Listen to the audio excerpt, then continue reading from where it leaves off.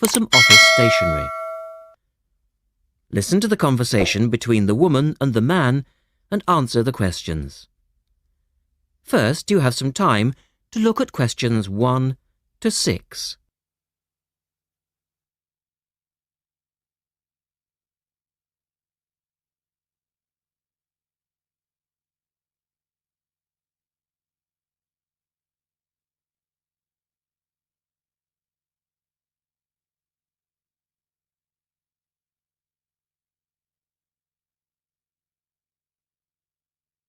You should answer the questions as you listen because you will not hear the recording a second time. Listen carefully and answer questions 1 to 6.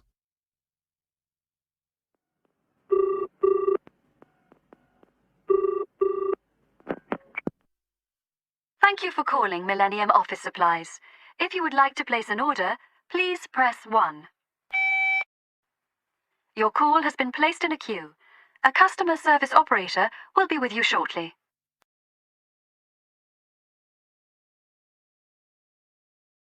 Gina speaking. How can I help you? Oh, hello. I'd like to order some stationery, please. And who am I speaking to? John Carter. Right. Can I just confirm your account number and the name of your company, John? Sure. The account number is 692411. 692411. Right. And you're from Rainbow Computers? No, the company is Rainbow Communications. Oh, OK. I'll just fix that on the system. Communications. And what would you like to order, John? Envelopes. We need a box of A4, that is, normal size envelopes. White, yellow or manila? We'll have the plain white, please. But the ones with the little windows. OK. 1 box, A4, white. Just the 1 box, was it? On second thoughts, make that 2 boxes. We go through heaps of envelopes. As a matter of interest, are they made from recycled paper? No, you can't get white recycled paper. The recycled ones are grey, and they're more expensive, actually. Right, we'll stick to white then. Something else, John? Yes, we need some coloured photocopy paper. What colours do you have? We've got purple, light blue, blue, light green, whatever you want, pretty much. There are 500 sheets to the pack. Right, let's see. We're going to need a lot of blue paper for our new price lists. So can you give us 10 packs, please? Make sure it's the light blue, though. 10 packs of the light blue. The woman asks the man if he needs anything else. Look at questions 8 to 10.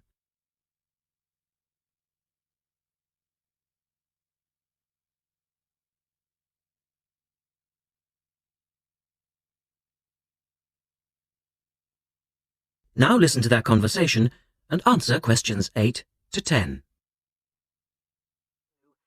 Anything else that we can help you with? Let me think. What else do we need? I'm sure there was something else. Pens, paper clips, fax paper, computer supplies, office furniture? Oh yes, we need floppy disks. Do you have those nice coloured ones? Yes, but they're a bit more expensive than the black ones. Oh, that's all right. I'm not paying anyway. Right. Floppy disks. And what about diaries for next year? We've got them in stock already, and it's a good idea to order early. No, I think we're all right for diaries. But something we do need is one of those big wall calendars. You know, one that shows the whole year at a glance. Do you stock those? We certainly do. OK, can you include a wall calendar then, with the other stuff? Just make sure it's got the whole year on the one side. Sure. And do you have a copy of our new catalogue? No, I don't, but could you send one? Yes, I'll pop one in with the order. You'll find it a lot easier to remember what you need if you have our catalogue in front of you next time. Yes, good idea. And when can you deliver this? Should be with you tomorrow morning. Can you make sure that it's not after 11:30 a.m? Because I have to go out at 12. There's only myself here on Fridays. Fine. I'll make a note on the delivery docket that they should deliver before 11:30. Thanks very much. Thanks.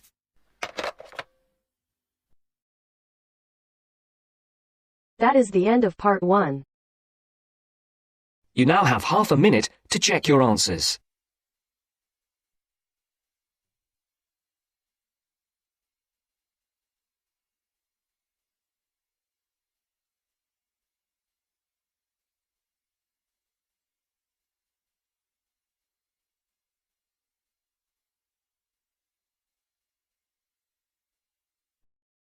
Now turns to part 2.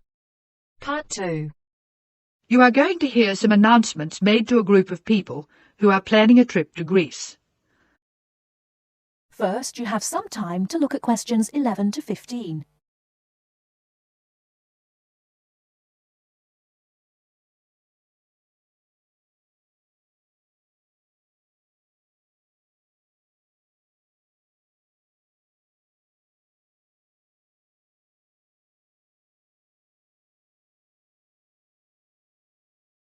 Now, listen carefully and answer questions 11 to 15. Good morning, everyone. I'm getting very excited about this trip to Greece, and I'm sure you are too. As you know, we didn't have all the details at our last meeting, but I can give them to you now. We'll leave London Gatwick Airport on British Airways next Wednesday. Please be sure to be at the airport by 6:30. I know it's early, but our departure time is 8:25 a.m. We're quite a large group and we don't want to have any hassles. Please be sure to have all your travel documents ready. We'll arrive in Athens at 2:25 in the afternoon and there'll be a vehicle there to meet us. It'll be a full-sized coach so everyone can travel together. We'll spend 3 full days in our hotel in Athens, although we're only being charged for 2 nights accommodation, which is good news. The second day we'll go to the National Archaeological Museum to see the enormous collection of ancient Greek works of art, antiques, statues, a brilliant display. We'll eat out at a typical Greek restaurant on Thursday night. It's going to be a very busy time in Athens. Friday morning and afternoon we'll visit historic sites, but we have nothing planned for the rest of the day. On Saturday we're off to the islands, the Greek islands of ancient myth and modern romance. Now the big news. At first we thought we'd take the ferry, but we've been very lucky to secure a sailing boat, which is big enough for all of us. I'm really excited about this part of the trip because we'll see the islands to the best advantage and we'll be able to cruise around and sleep on board. We'll get off at different islands and for one part of the trip we'll have people playing Greek traditional music actually on board with us. Now I'll pass out a brochure with all the details. Before you hear the rest of the talk, you have some time to look at questions 16 to 20.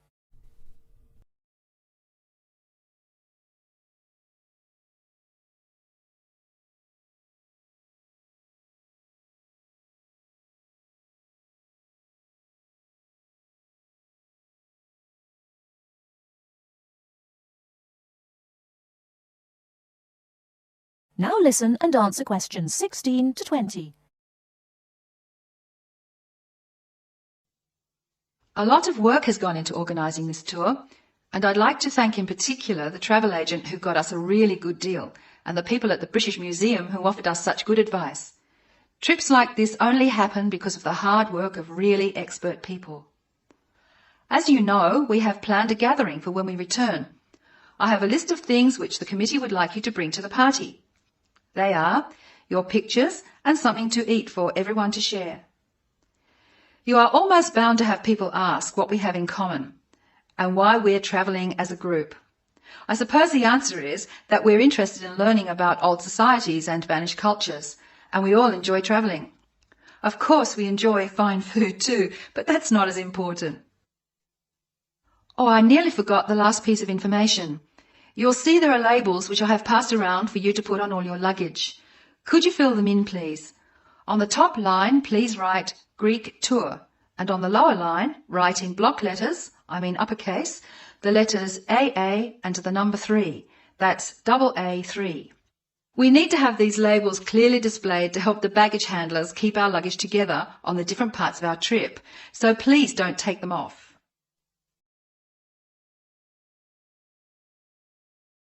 That is the end of part 2. You now have half a minute to check your answers.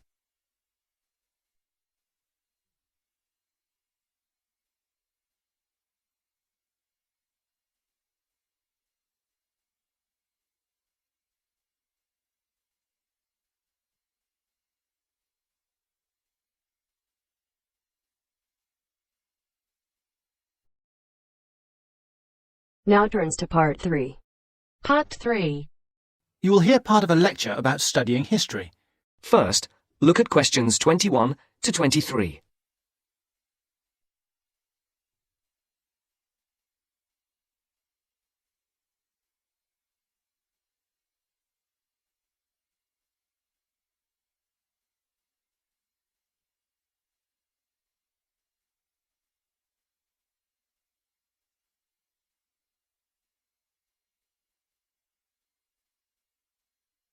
As you listen, answer the questions. Good morning, everybody. I'd like to begin this term's lectures with a discussion of the various sub-disciplines in history. Before I do that, though, can I refer you to the handout you picked up on the way in? It deals with two general topics. The first is, why study history? And the second is, what is history? Neither of these questions has an easy answer. In fact, people have been asking these questions for as long as history has been studied. However, as you are mostly new students to this subject, and we have some students of economics with us also, I feel you should have some background to these basic questions. Anyway, it's all in the handout. I might add that, for me personally, the most important reason for studying history is that I find it exciting. Our ancestors can remain, if we want them to, a mystery, a closed book, a blackness that we never see into, or we can come to know what motivated them and discover how that led to the world we live in today. Before the conversation continues, look at questions 24 to 30.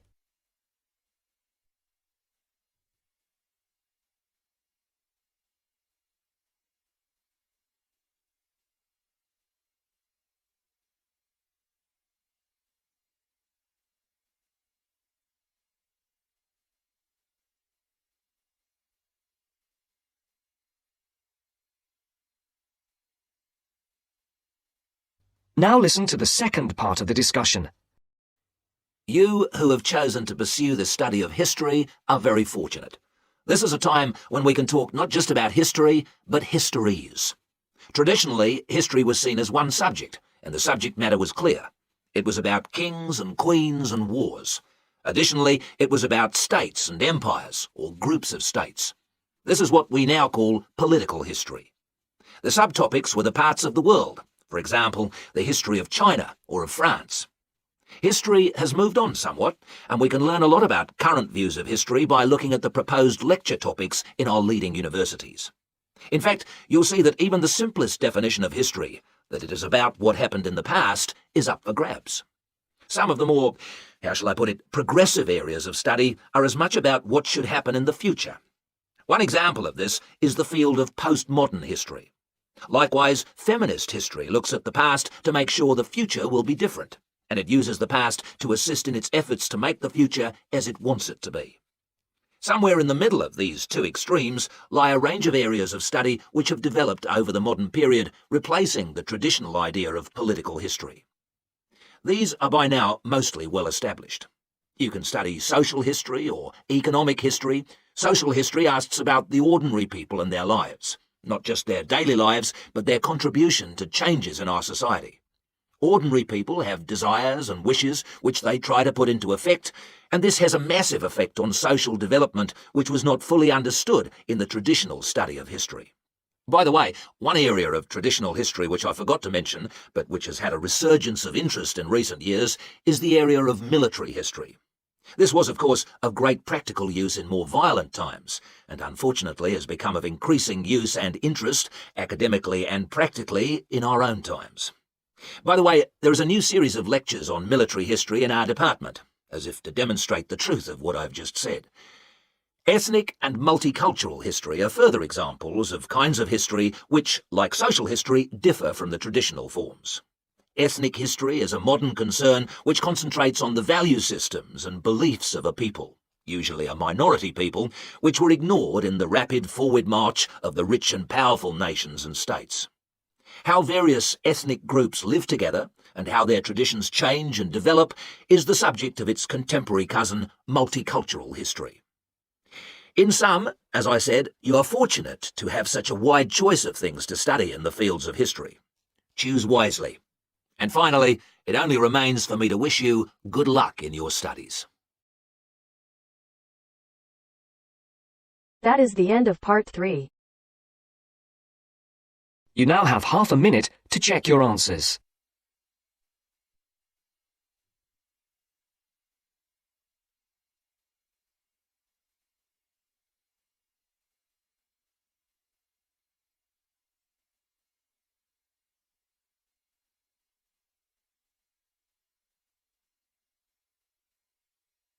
Part 4. Part 4. Complete the notes below. Use no more than 3 words for each answer. First, you have some time to look at questions 31 to 40.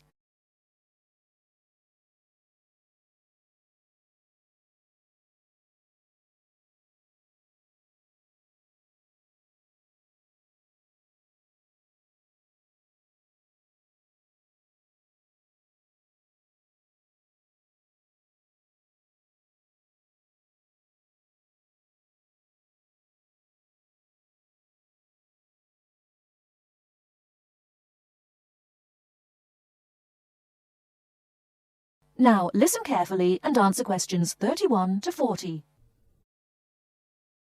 Good afternoon. I'm glad you all found your way here. Now I'd like Dr. Wallace to introduce us to the Arboretum. Good afternoon. Although at first glance the Arboretum may look like a park, it is a research and teaching facility that also provides a place for people to develop a positive relationship with nature. When then University of Wisconsin-Madison purchased the land, mostly during the 1930s, much of it bore little resemblance to its pre-settlement state. Instead, it had been turned into cultivated fields and pastures that had fallen into disuse. The university's Arboretum committee decided, early on, to try to bring back the plants and animals that had lived on the land before its development. Though they may not have anticipated it at the time, the committee's foresight resulted in the Arboretum's ongoing status as a pioneer in the restoration and management of ecological communities. In focusing on the re-establishment of historic landscape, particularly those that predated large-scale human settlement, they introduced a whole new concept in ecology: ecological restoration. The process of returning an ecosystem or piece of landscape to a previous, usually more natural, condition. Madison was a fast-growing city in the 1920s. Fortunately, some leading citizens recognized the need to preserve open space for Madison's residents. Most of the Arboretum's current holdings came from purchases these civic leaders made during the Great Depression. In addition to inexpensive land, the Depression brought a ready supply of hands to work it. Between 1935 and 1941, crews from the Civilian Conservation Corps were stationed at the Arboretum and provided most of the labor needed to begin establishing ecological communities within the Arboretum. Efforts to restore or create historic ecological communities have continued over the years, with the result that the Arboretum's collection of restored ecosystems is not only the oldest, but also the most extensive such collection. In addition to these native plant and animal communities, the Arboretum, like most arboreta, has traditional collections of labelled plants arranged in garden-like displays. These horticultural collections, featuring trees and shrubs of the world, are the state's largest woody plant collections.